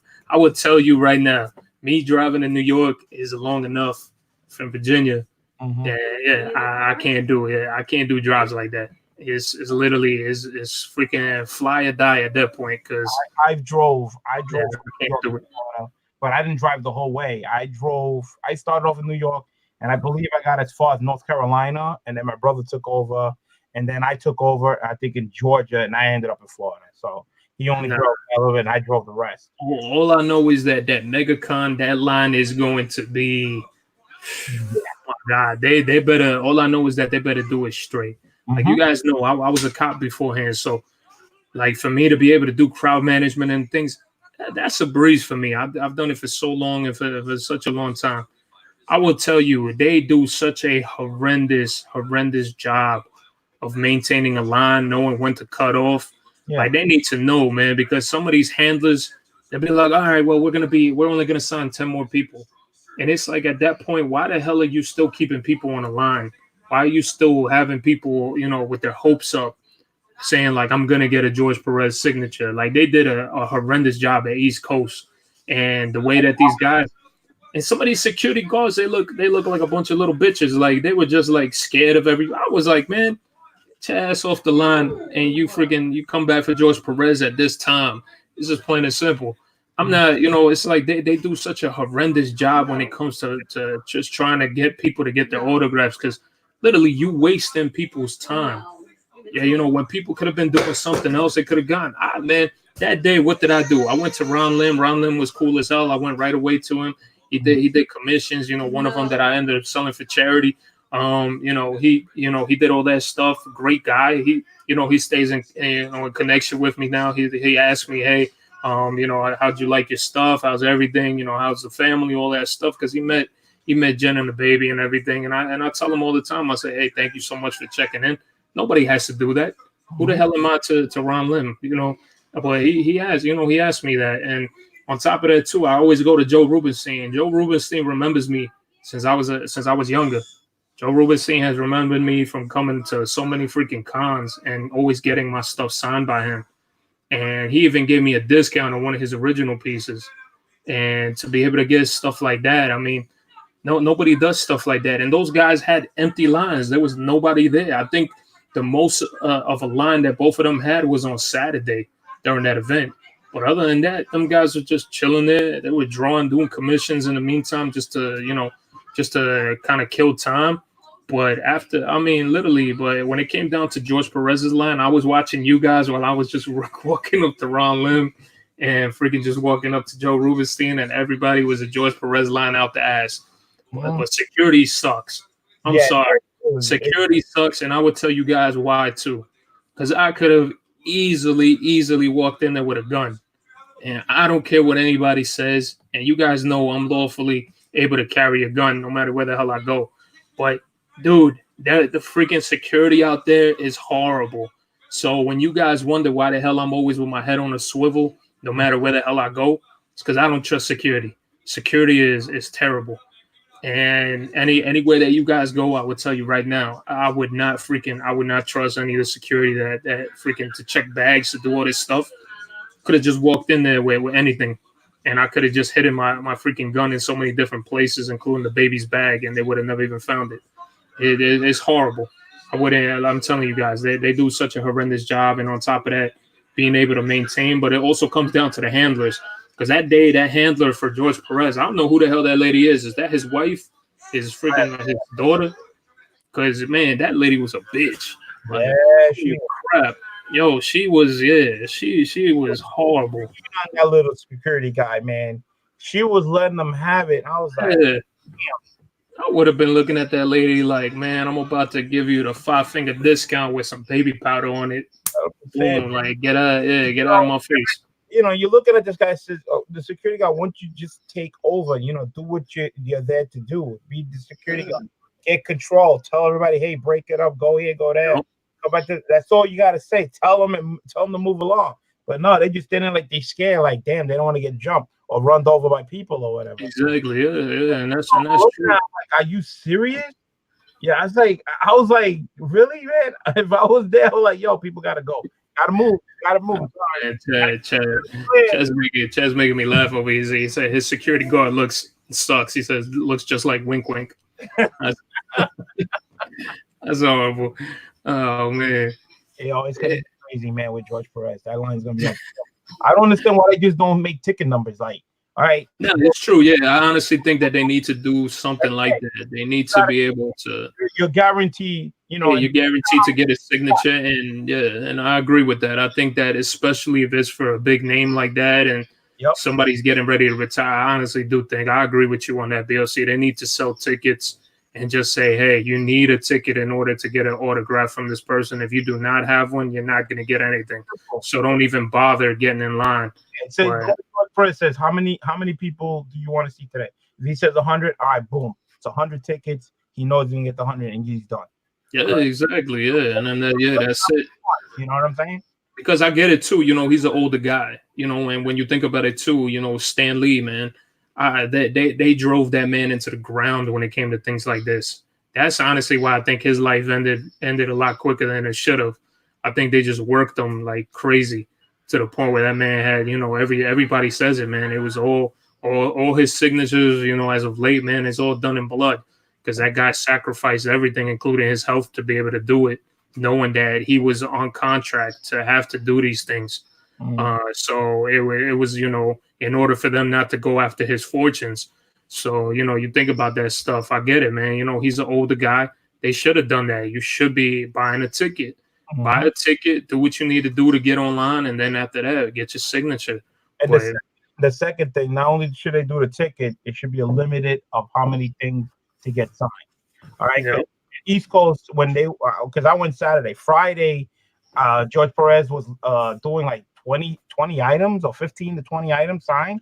You know how long it takes for that one person to bring 15 to 20 items, and he's gonna stand there that long? I mean, there should be a limit. All right, 50, 20 is way too much. You know, when I went, it was 5 items. Yeah. 5 items is fine. 5 items, you get out there, you bring your fire, boom, sign, you move along. You get that line moving. But if you're gonna do 15 to 20, oh come on, man. The guy's gonna be there. He's gonna put this, he's gonna drag this out, he's gonna put the other one. You know, yeah, they do definitely need to do a limit, dude. Because when you start seeing a lot of these vendors and shit going up to these lines and getting stuff signed, them dudes are going with like a damn short box, long box up to the person and asking them, hey, can you sign this, sign that, sign this, sign that? And all of a sudden, you're just delaying everybody else. There should be at least a 2 or 3 book limit, and you should be happy with that. Because, you know, regardless, you know, you see a lot of these guys who, you know, they're trying to flip all this stuff and do all that. You know, they're taking advantage of it. Like the Art Chemist brought up at East Coast. That was another one that I think they did such a big fuck up on, was when you saw people who had VIP badges passing it to other people and then skipping everybody on the line and then continuing the cycle. They should have taken them bitches away from them and been like, all right, this is a VIP badge directly for George Perez. Once you come through here, give me that damn badge. Have a nice day. They don't think about any of that shit. There's, like I said, when they're running cons, they just all they give a fuck about is the money. So the less of a hassle it is for them to deal with certain things, the easier for them. As long as they're getting their money, they're good. But yeah, when it comes to that stuff, brother, I'm telling you, it's horrible. I thought they did such a terrible job that time. Because not only do you have the people on the line, right, for George Perez, Now remember, now you got all the CBCS guys there printing all those books. You got the third parties with their books and everything. So George Perez got to say, hey, I got to have some time to give for these, these signatures. You know what I'm saying? So he got to put some time in that day. He says, all right, let me get this done for this group because I know books are coming from there and the CBS, you know what I'm saying, for the graded people. So he's got to have time for that because I went to get my books graded and they says, oh, well, if you give it to me, there's a chance you might get it, it might not. I'm like, hell no, that ain't happening. So it says, she told me, it says, if you get the signature yourself, we won't, it'd be cheaper and just bring the books in and we turn it in. So I was like, fine, cool. That's what I did. I got my signatures, then I send it in. But they still have books since Friday that they took in and still not signed. So I was like, I'm not taking a chance. So George Perez, not just George Perez, but these artists got to do some type of schedule that says, all right, I'm gonna do the line at this certain time. At this time, you bring me CGC book. At this time, I'm gonna do CBCS. And then at this time I'm going. But again, ticket numbers. Give out a certain amount of tickets so he knows how many he's gonna do, how many he's gonna do at the end, so he knows he has a group. You know what I'm saying? And then again, limited the book you gotta sign. Move it along, organize what you have to do because it's a lot of books. It's busy. Those cons are packed, man. Books are flying all over the place, man. They want your signature, especially Perez. You're not signing them more. You're the hot thing right now. You're gonna get books coming out. Because the other thing too is like Josh Graff said. He says, but signatures are supposed to be a rare thing. Signatures aren't even rare anymore. They're so freaking abundant. It's not even funny. They're like, it's like he said, it's oversaturated. The amount of signatures that are out there now are so oversaturated. You know what signatures you need to be hunting for? Is Jack Kirby, things like that. Bob Kane, signatures that you hardly see because they're no longer here on this earth. Right. It's the same reason why it boggles my mind when I see people pay outlandish prices, or how you go on eBay and you see the outlandish prices for Stan Lee signatures, but then you check the rest for everything that comes up for Stan Lee, and there's like 1,000 listings for Stan Lee autographs, and people still freaking pay like $1,000 for that stuff, and it's so oversaturated, which is freaking insane. And I get it too. Cax been killing it too. My man's been getting everything signed. He's like getting Sigs is stressful at a con, thinking about not getting anything signed anymore. I'm telling you, dude, I went through it. I remember when George Perez, I used to just walk up to him and get stuff signed. And now, as soon as he's announcing his retirement and no longer going to sign, people go crazy. Once again, going back to the whole thing about fear of missing out, and everybody wants to get this stuff signed because now you're going to be like, damn, like I'm not going to get this signature. But then, like I said, it just becomes so oversaturated with people like vendors and things like that. What do? They go in line and all of a sudden they just pack everything up with freaking thousands of books on the table for this person to sign. And then it takes you another 3 days to even be able to get to that person to get your signature, which kind of sucks. But that's why, literally just get the stuff that you like, man. Don't go for freaking everybody and their mother. The only person I could tell you right now that I probably go and stand in line for, and they've just been like evading me at every con I've gone to and don't show up, is Joe Jusko. I love his artwork, one of my favorite artists, and every freaking con that I've attended, that man canceled. And I'm just like, damn, I'm about to just give up on it. And I'm about to be like, man, you know what? I'm not getting no damn Joe Jusko sign, nothing. At some point I give up on things. I'm just like, you know what? I'm done with that. I'm not doing it. But yeah, it's crazy. Yeah, just how a lot of these things. Yeah, I wasn't too much in the signatures, collecting books and everything, because like you said, it has changed where I went to Big Apple and this is when Hush was coming out and Jim Lee was there. Jim Lee didn't charge any money for signature. He only signing 2 items at that time and it was free. So now imagine now, you try to get the autograph. Now it's like he's charging like $50 a stick. So that's the difference between back then and it is now. Back then, you could have went to Jack Kirby, didn't pay anything to get signature. You could have went and got Chris Claremont back then, didn't pay anything. You could have went to Sorenko back then, he didn't have to pay anything. You know what I'm saying? Yeah. Back then, it was an honor to get a signature on a book. Okay, now forget it. Now they're charging money because it's all about the money. Okay, like you said, the vendors are coming in, they're turning on flipping. Well, they're trying to make. Yeah, they're trying to make their little dime off the dollars that you're gonna make after you sell it. That's the thing. So then people wonder why the hell some of these artists charge. It's that reason. I mean, I saw somebody talk about William Shatner is gonna be over there. Man, William Shatner charges $100. I don't even know what the hell he charges. Last time I saw him at Baltimore Comic Con, not this one, but 2 Comic Cons ago, he was charging $100 per signature. It wasn't just freaking, let me give you multiple signatures for $100. No, he charged $100, and then after that, I think it was like $40 for each additional signature. So yeah, that dude charges. I was like, it's freaking insane. But it's literally, it's just crazy. But I get it. I get why they do that. They want to make their dime off of the dollar that you're going to be making for selling this stuff later on eBay, and that's another reason too why a lot of these artists charge. Back then they didn't, because they didn't. Back then it'd be super hard for you to be able to sell something, because the only place that you'd probably be able to sell your autograph book to would have been an LCS. That's the only way you probably would have sold something, or unless you had a friend that was like, hey, can I get one of those books? And you're like, all right, give me $20 for it. And boom, that was your sale. But now it's just a different ball game. You got eBay, you got all these different formats, Etsy, you got so many damn things you could go on to sell all your stuff, including Amazon and everything. And it's just a whole new ball game when it comes to, and as to why you see just the crazy, just oversaturation of signatures now on the market. And that's why for me personally, that's why I tell people too, that's one of the reasons why I don't get my stuff signed on my covers anymore. And beforehand, whenever I used to want to tell an artist, hey, can you sign the inside? They already were signing on the outside, and I'm like, fuck. And I actually just used to sell the book because I actually hated the fact that they signed on it. The only person, there's only a couple people that are like, they hate signing on their own artwork. Like, for example, Clayton Crane. To me, Clayton Crane is an awesome guy. I got to meet him several occasions. Clayton Crane never signs on the art, man. He literally picks like a certain area on the side of the comic book, down at the bottom all the way at the top, for him to sign. I've never seen him, unless somebody asks, and you're doing the damn borders and freaking taping up your comic book and everything so that they put a signature in a certain area. Even then, I've seen Clayton Crane do that, where he just tries not to sign on the art. And I love that. That's what I want. I want to maintain the integrity of my artwork when it comes to my comic books. There's certain books that, the comic book artist just has signed on it, and I'm like, damn. And there's books that are kind of hard to come by or rare. And those are the books, unfortunately, I got to hold on to them. But before I could even say, hey, can you sign the inside? Them dudes are already, boom, done. And I'm like, oh, my God.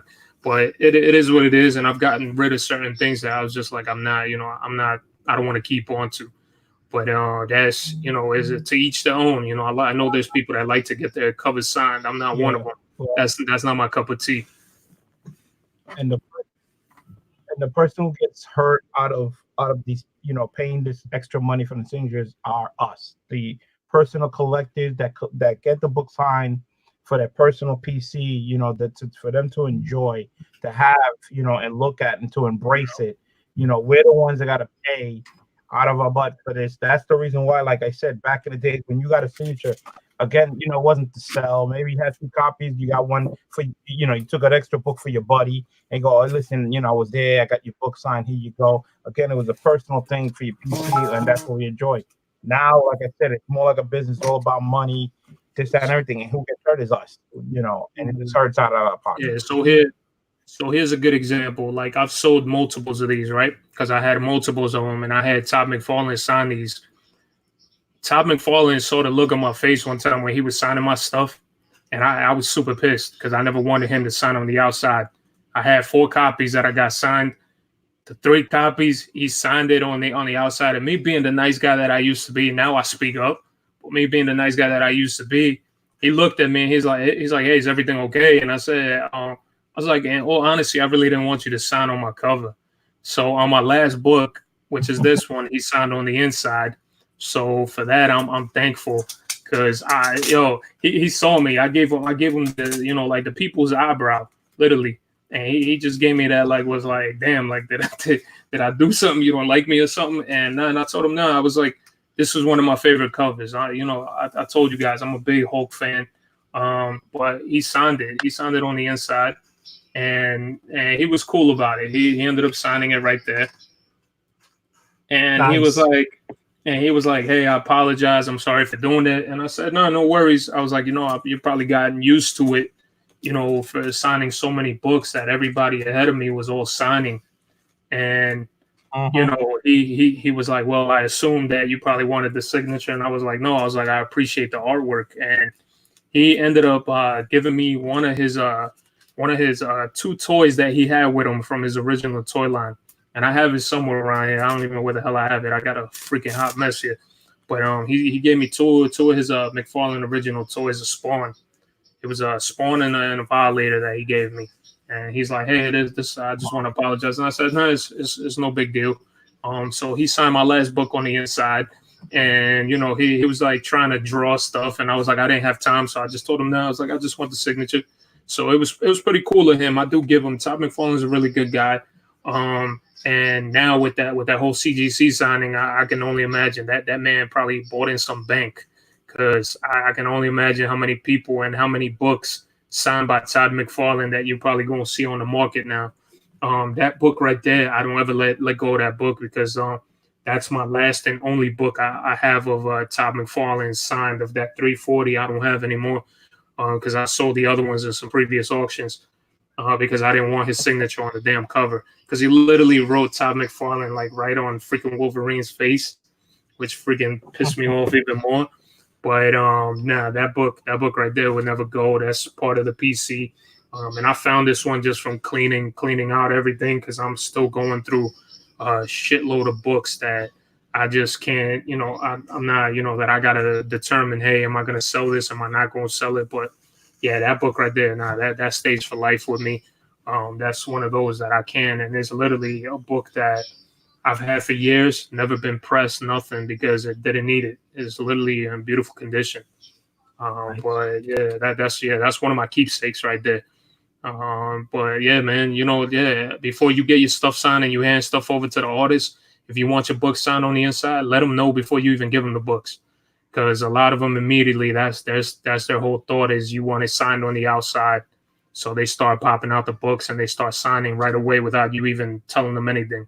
So I started getting in the habit of doing that and just being like, "Hey, can you do me a favor and sign on the inside?" And a lot of them always would be like, "Damn," they're like, "You're like one of the few people that asked me to sign the interior." And I said, "Yeah, that's." I was like, I don't want to mess up the art on the covers." And they were like, "Wow," they're like, "That's pretty cool." Joe Rubenstein was another guy. He was cool as hell over there East Coast, and then that's how he ended up giving me that discount, because he started laughing. He's like, "Most people ask me to sign the outside." He's like, "You're the first person here at East Coast to ask me to sign the inside of your book." I was like, "Yeah, I just don't like to mess up the art." So he was super Yeah. cool. He's another good dude. I like him. And what I like about Joe Rubenstein is he puts it out there that he freaking hates Rob Liefeld. So I love that about that man. He's a freaking super cool Big, dude. Talked to big him for a good plus little right minute. Yeah, because That's I a told him big my plus. story. He's like, "Oh, have you ever met Rob?" I was like, "Yeah." I was like, "He's a dickhead," and he started laughing. And he was just like, he's like, he was talking, and he's like, "Oh," he's like, "I could tell you some stories," and he's like, "But we're not gonna get into that." He was just like, "I could tell you so many other artists that don't like that guy." He's like, "That's the reason why he sits in a corner at every con, away from the rest of everybody." And I was like, "Okay." And kind of, you just made a point right there as to why, yeah, because I've noticed that every time I've seen Rob Liefeld, he's always sitting in some corner by him damn self, because nobody likes him. But yeah, it was a good time. I enjoyed it. It's freaking awesome. All right, so going on for like almost 2 hours going on there. Like I said, when these conversations start, man, it goes from one topic to Oh, another, they become good, man. and you're and it's just that's how it goes, man. Again, Hmm. it's we're talking about different cons, artists, signings, it's like a whole bunch of things, man. It's just community and the information, man. You find out, George Perez gonna be over there in Florida, so you could just Yeah. imagine how that's gonna, that's gonna be crazy. So, man, Thorough, just hit the people up, man. What you got going on? Let's put you up And no there. doubt, you guys know every weekend. It's not me, it's BOC, but I know BOC has some stuff that he has to get done this weekend. So I'm gonna be hosting the auction on Saturday, this Saturday at 7 p.m. Eastern, guys. No, make sure come out and get some dope books. Come and get some ill stuff. There's still a lot of things that I have to get rid of. Like I said, I would love for you guys to be able to come over here and just freaking pick and go at it at what I have out. But it'd make my life easier. But other than that, thank you as always. Come and watch the comic chop-offs. I'm gonna be putting those bad boys out probably every Wednesday or Thursday. Trying to get new guests, man. If you guys are ever interested on coming onto the show and just chopping it up about comic books, hit me up on Instagram at Keep It Thorough comics. And you guys will be able to see it right there. Just hit me with a message. On top of that, just want to say thank you to all you guys, man. You guys have been wonderful. You guys have been amazing.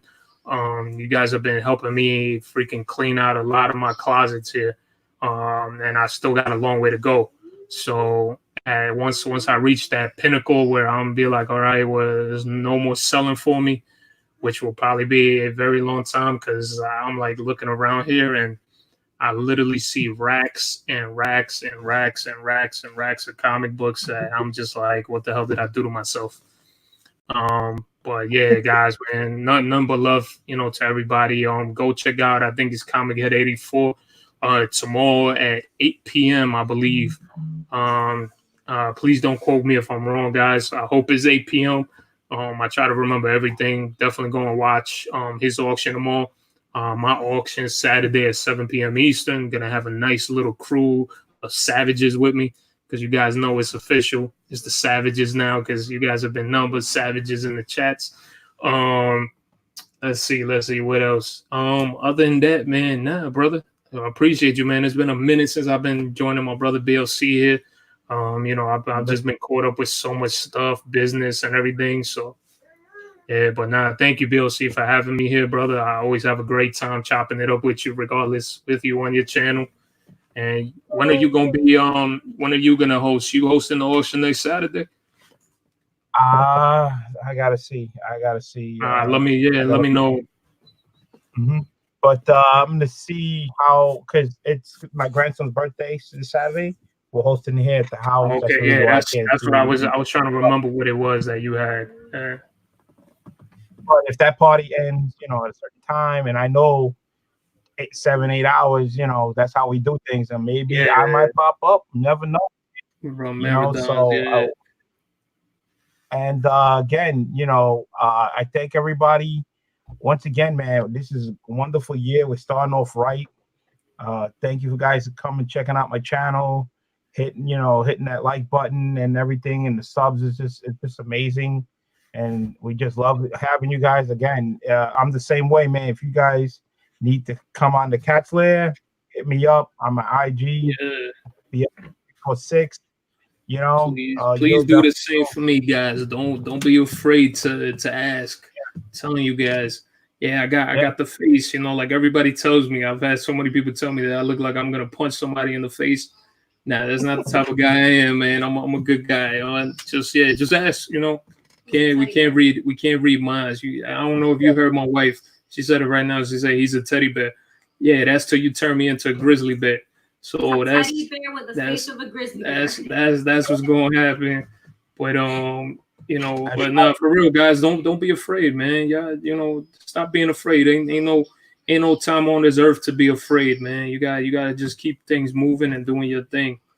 Yeah, I mean, if you guys don't have to actually go on an auction, if you guys want to come, if I'm doing an unboxing or like I'm doing now, doing a online show, you're happy and welcome to come and hang out and talk about anything or what I'm bringing out or what you're bringing out. Anything you want to come on, you feel comfortable with, just ask. It's always, the first time, once you get the hang of it, and you're gonna see it's slow process, but it's a lot of fun. Exactly, man. My biggest thing is, like I said, just don't be a bozo, yo.